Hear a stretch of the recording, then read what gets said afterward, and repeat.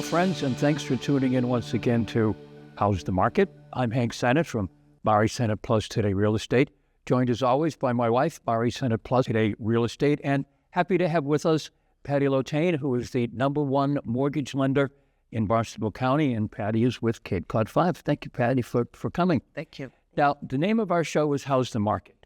And that's the question that Mari and I get as realtors all the time, and I'm sure Patti gets as a mortgage lender all the time. And that's where we always like to start the discussion. So, Mari, Patti, how's the market? Well, I am so glad you asked. So this month I went back from August. I compared August to September instead of year over year, just to change things up a little. And what's interesting, we're comparing Mashpee and then to all of Barnstable County. Barnstable County median sales price went up slightly by $5,000 and to $735,000 is the median sales price. However, in Mashpee, it took a little different turn. It went down. It was $699 in August, and it's $680,000 in September. So not to be too concerned about, but it's just a little interesting how it differs. For new listings, Mashpee went up 47 compared to 36, but then it also went up 424 in Barnstable County, and in September up to 497. So that's a good increase. So it gives buyers a little more to choose from right now. Days on market went down in Mashpee to 31 from 37. So not really a big, huge drop, but it did go down. And that's good news for sellers. And in Barnstable County, it went up slightly to 29 compared to 26 days on market. Pendings are up on both sides. So just slightly, though, 36 compared to 33 in August for Mashpee, and 375 in September compared to 373, a whole difference of two houses. So it pretty much stayed the same. And closed are up across the board as well. 39 in Mashpee, and it was 29 in August for Mashpee as well. And then 356 closed for Barnstable County compared to 318 in August. So that's a good number. So it looked like probably the end of July into August, buyers were back out there and making offers again. So that's what I have for you. Patti, from your perspective as a mortgage lender, how's the market? So the market, I mean, we're still very busy. First of all, I'd like to say I'm a little starstruck being here with the Sennott team. So thank you very much for having me here. So as you had said, I work for Cape Cod 5, #1 market share. Last year, so 2024, #1 market share, along with year to date also. But there was a difference. So if you look at last year, 2024, to September, through the end of September, what was the closing? How many loans, or how dollar-wise, what was the closing difference? It was about $40 million, and it's lower this year.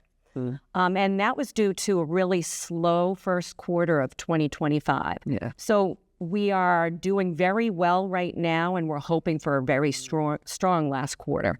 So that doesn't mean that prices are going down.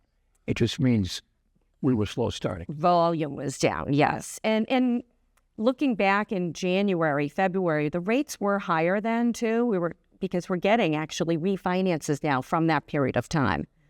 So it was higher rates. Mm-hmm. People wanted to hold off to see if the rates would drop a little bit. And, that didn't seem to happen during the first quarter. So it was a little slower. Yeah, we experienced that as well. Yes. Yeah, and on our side. So that makes sense. So the drop in the rates did make a difference. It did make a difference, right? So we've seen them drop a little by little, over the past few months. So we've definitely seen an increase in refinances where there were no refinances at the beginning of the year. But the purchase market, we stay very strong as far as that goes. People took off maybe a couple of weeks when seeing rates were higher, but then figured, okay, I have to just adjust to what that rate is going to be and what's that going to equate to in my monthly payment. So they did get more comfortable, our buyers, whether they were first-time home buyers, and that's tough, first-time home buying.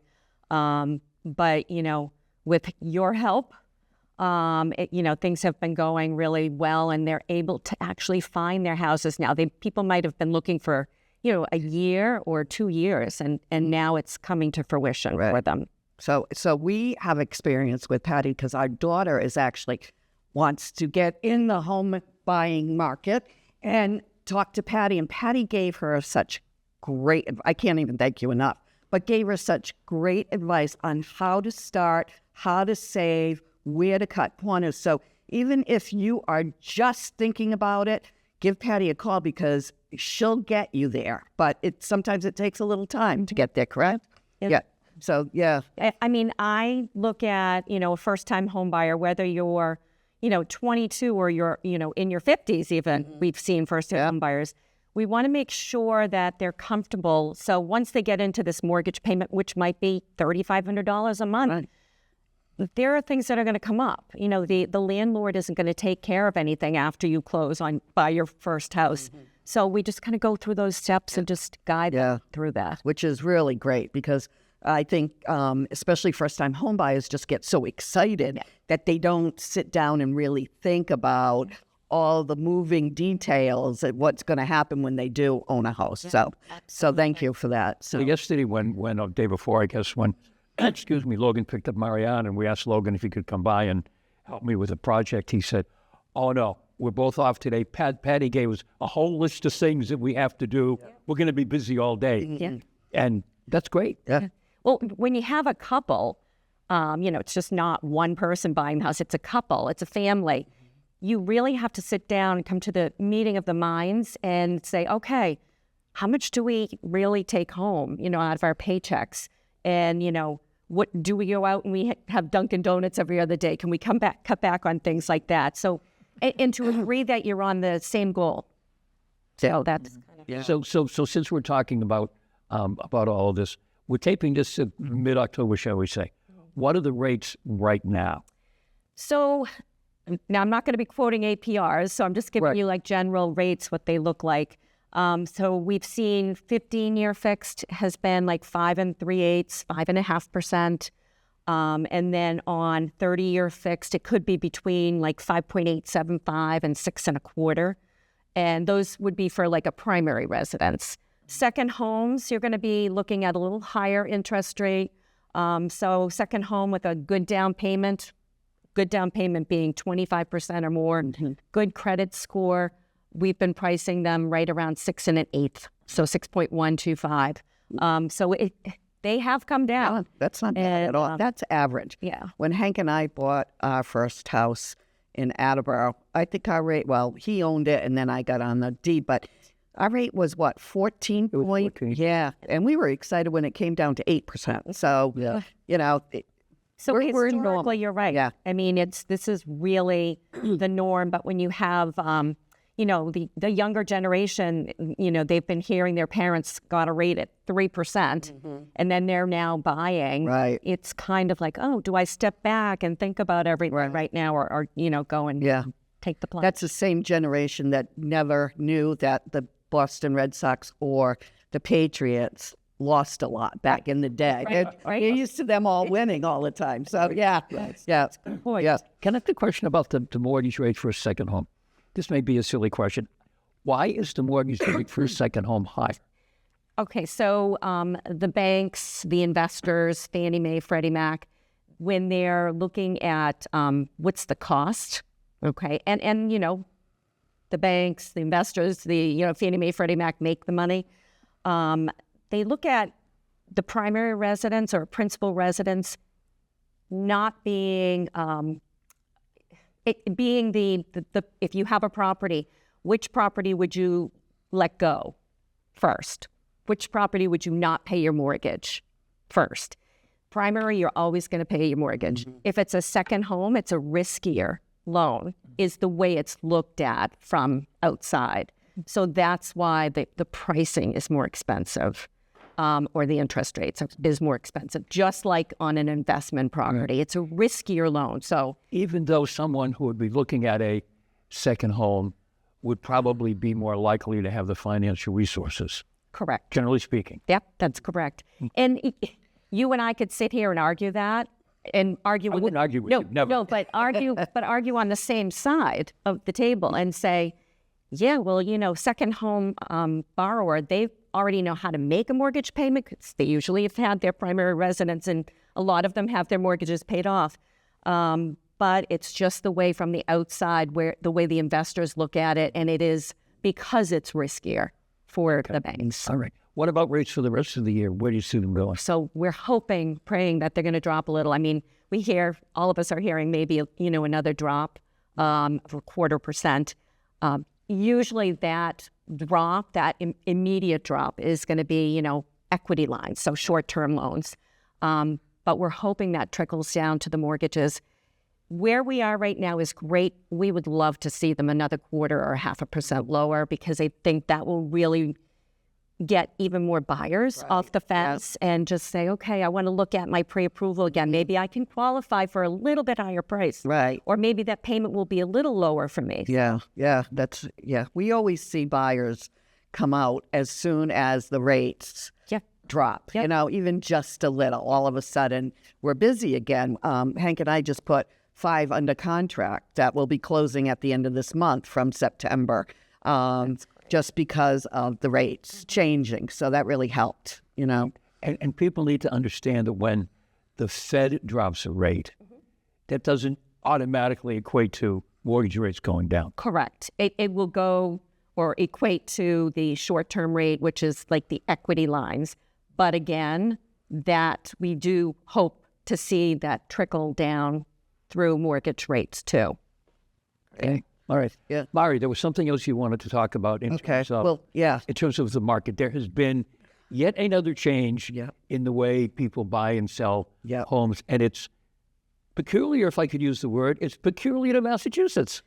It's only in Massachusetts. So it came peculiar. Yes, it came right down from Beacon Hill itself. And this is now, it started yesterday. And it's called the Massachusetts Mandatory Home Inspection Disclosure Form. And what that means for you folks, it's for sellers and buyers. So when a seller is listing their property, they need to sign this form before even getting it on the market. We can't even put it on the market without this form being signed. And what it states is that the buyer has the right to have a home inspection and that it doesn't influence the seller's decision to accept the offer. So basically, everyone is on an even playing field when an offer goes in. They cannot disclose, a buyer cannot disclose, and an agent cannot disclose that that buyer will not be having a home inspection. After the offer is signed by both the buyer and the seller, at that time, and only at that time, can the buyer say, we're waiving our right to a home inspection because the offer is already signed. So the seller cannot make a decision on whether to accept your offer if it's with a home inspection, whether they waive it or not. So basically, and I think this all came about because during COVID, there were so many people buyers electing not to have a home inspection. The home inspectors were not busy during COVID. So I'm sure they pushed for this bill or regulation, as we call it. So just be prepared because it's both on the seller side and the buyer side. So it's going to affect everyone, but it really isn't a big deal at all. It'll be next year. We won't even be thinking about it. So yeah, and it's part of the process when a seller sits down with their realtor, in the midst of all the paperwork that has to be signed. Yep. This is just another piece of paper. It's nothing else. No. So the seller signs it first, though. Right. So when the buyer does put in the offer, that their agent will have that form signed by the seller, and then the buyer will sign it, and everything will go to the seller to make the offer. And the law specifically says a licensed home inspector when you get on the other side and your offer is accepted, if you say, no, I'm not going to use a licensed home inspector, but my cousin Charlie has worked in construction for 25 years, I'm going to have him look at it, that's still okay. Oh, yeah. After the offer is accepted, they can use whoever they want. The one thing is, though, and it's debatable, if it isn't a licensed home inspector and Uncle Charlie comes up with, the heater isn't working or something, the buyer's going to have to get somebody reputable that is licensed. That's an Uncle Charlie is reputable. No, but it depends. It depends on who your Uncle Charlie is. But yeah, so they can't just come in and try to get out of it. It has to be somebody that's licensed that says this isn't, this is a safety issue or this and that. And, folks, that's what a home inspection is all about. You're looking for safety issues. You're not looking for loose doorknobs, windows that are kind of hard to open. You're looking for major items, that is going to impact how you're going to live in this house, like no heat. So that's what you're looking for. And one of our upcoming programs, we hope to go out with a home inspector and do a home inspection so that everyone can see, what goes on. We're going to go on a field trip. We're going to go on a field trip. It's a great idea. Yeah. So, it's going to be it's going to be fun. Right. So, Patti, let's get back to the mortgage business and all of that. One of the things that Mari and I hear a lot, and other realtors as well, there's just this whole list of urban legends, if you will, about mortgages and what you have to do. 20% down payment, for example. I mentioned to you before we started taping that I was speaking with a woman who was going to, an older woman, she was a widow, was going to buy a house with her son, but she was told she couldn't apply for the mortgage because she hadn't worked someplace for 2 years. What are some of the things that you hear that people should understand? No, that's not quite right. Yeah, so, the 20% down, there's all different products with less than 20% down. Depends upon, again, if it's a primary residence or a second home or an investment property. So like an investment property, people would think, I have to put 30% down. Well, you can put just 15% down. So there are all different options there. One of the things that we've seen a lot over the past couple of years, when people have put their homes on the market and they want to buy a new place and they need to secure the new place before they sell their property, but they don't have the down payment money. They just don't have, because they were planning on using the equity in the house they were selling. So we are using an equity line to help them with that. And we call it our bridge loan financing, just so we can go in and put an equity loan or an equity line on their home that they own, and they can take the money and put it on a down payment on a new home. So that's one of the things people say, well, no, I'm told I can't buy a new property until I sell mine. And you actually admit that's what you're doing. Mari and I did a similar thing a couple of years ago now. Yep. And it was kind of this wink, wink, we know what you're doing, but you have to say you're putting on a new roof. That's not the case anymore. That's not the case anymore. No. Which is nice. One of the things that Cape Cod 5 does is if we have a scenario like this and someone needs to dip into their equity on their current home to buy their new property, we don't mind if their property is on the market. So you can to do the equity line. In the past, that was a no-no. But based on this particular scenario, if they're doing the taking of the equity out of their home to buy a new property, we allow for the property to be on the market. I've even had somebody that they went all the way up to, they were almost at closing doing this scenario, and their house went under market or under agreement. And so we changed all their numbers up, and, they didn't have to take as big a mortgage on the new property. So it worked really well. Yeah, it's great. Yeah. Yeah. Speaking about it, I guess maybe a similar kind of expense. What about septic systems? You're selling your home and you do the Title V inspection and it doesn't pass, and you're looking at $30,000, $35,000, $40,000. Mari, I don't know. How can that be handled in terms of the process of selling and buying? So for sellers, we can do a septic holdback. So we would look at just holding back some money at closing, and the attorney does hold that money back to get that septic put in after the fact. Yeah. And then they get the money back. They get the money back as soon as the certificate of compliance is issued, then they would get that money back. And then another option is for buyers. A buyer can do a septic holdback also, but there's also a choice renovation loan where they can actually add that to the cost of the home. So it's all without getting into a lot of detail. And anybody that wants to call me on that, please do. But it's a great product. I've already done for 2 different people within the past 6 months. So that's another option. Yeah. That's good for like bank owns, when Yes. you know, properties like that, or properties that the sellers are just at their wits' end. They're not going to make any money Right. in the sale of their house. So that would work out really well for a buyer. Absolutely. Yeah, yeah. Right. Right. That's the Exactly. product. I mean, we see that all the time. Right. People are just, sometimes people are selling because they just can't afford the home anymore.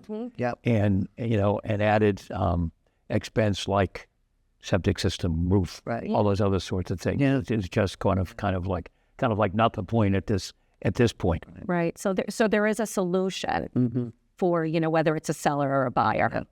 What are some of the other things you might have heard, Mari, you might have heard that people say that you kind of go, that's not right. The most I hear is the 20% down, or I don't have any money to put down. And you can still buy a house without any money to put down, right? But it's not like it was before when you didn't have any money. I mean, I didn't have my license back then, but Mari would go to closings, and there was a loan and a loan and a loan, and that's not the case anymore, right? Because I don't want people freaking out about that. No. So everything is disclosed, and this is years ago. They changed all of that up after there were, a lot of mortgage crisis going on. And the buyers get to see everything, all of, what they're going to owe for closing well before the closing. Yeah. So it's not like I used to hear horror stories where people would show up at the closing and they didn't know they were paying, 3 points. Yeah. They didn't know they were getting 100% financing. They didn't understand everything.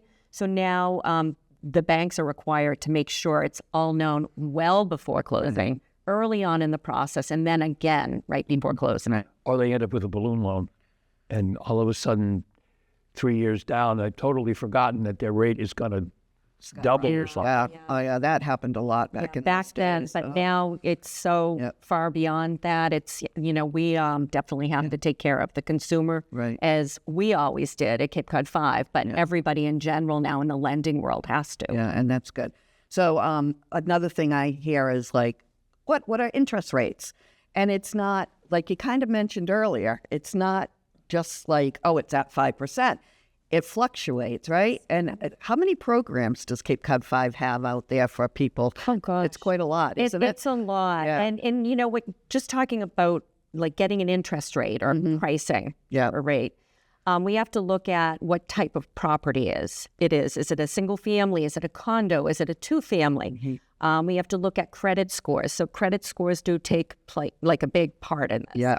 And then their down payment. If they're putting a lot of money down, they might get a little better interest rate than if you're just putting 5% down. Right. So there are multiple programs. Right. That's why it's hard to quote. It is. An interest rate. So it's just an average that we see that, comes on. Right? Exactly. Yeah. And we usually will give you like, these are the best interest rates for the day. And as you get them weekly, then you see, okay, they're moving up, they're moving down, and just kind of like a guide for you. Right. But it's not like the old days where we had an interest rate sheet. Yeah. And it was, the same rate for everybody. Right, yeah. Yeah. Takes a little. And one other question, too, I think that we could discuss is portfolio. Can you explain what that is? So Cape Cod 5 does have financing, and it's within our portfolio. So it's Cape Cod 5 funding the loans, and we're not working with Fannie Mae or Freddie Mac. Right. So we have a little more flexibility with that. So as an example, if a condo doesn't fit into Fannie Mae or Freddie Mac guidelines, we can look at financing it in our portfolio. So that's a big plus right there. Yeah. We do construction financing in our portfolio too. So if someone's buying a piece of land, or even if they're buying a house and they're doing renovations, so buying land though and building, we can do construction financing. That's where One other thing, and we're quickly running out of time here. When someone has questions about all of this, and they call a loan officer like you, no one's obligating anybody to anything for those initial questions, right? No. And would you explain? Because I think sometimes people think if I pick up the phone and I talk to this person, then I'm obligated to this person all the way down the line. So that's not true. Yeah. Anybody that calls a lender at any bank or mortgage company, you are not tied to that particular person. I mean, we've seen it that, someone will apply for a pre-approval with Cape Cod 5, and during, the whole process of looking for their home, maybe a special product is available at a different lender, with a different lender. And, that person goes with the different lender. That's fine. That's acceptable. But I just encourage people to call us. We are a local lender. We believe in helping the community. And I have actually said to people, if they've given me their scenario, and I know that Cape Cod 5 doesn't have the best product, I have actually tied them in with another lender. We look to have the best product and help the best, but if there's a scenario that doesn't work, there's not a fit right there, and I know that somebody else can help them, that's what I will encourage them to do. So how can people get in touch with you if they're just looking for information? Just for information, Cape Cod 5, I don't have the general number right now, but my number is 774-487-0863, and it's Patti Lotane with the Cape Cod 5. And Mari, how do people find us? People find us through my cell phone, which is 508-360-5664. And I'm Hank Sennott, and thank you, Mari, and thank you, Patti. Thank you, Patti, very much. For being here today. This has been another edition of How's the Market? Thanks for watching. We'll see you next month.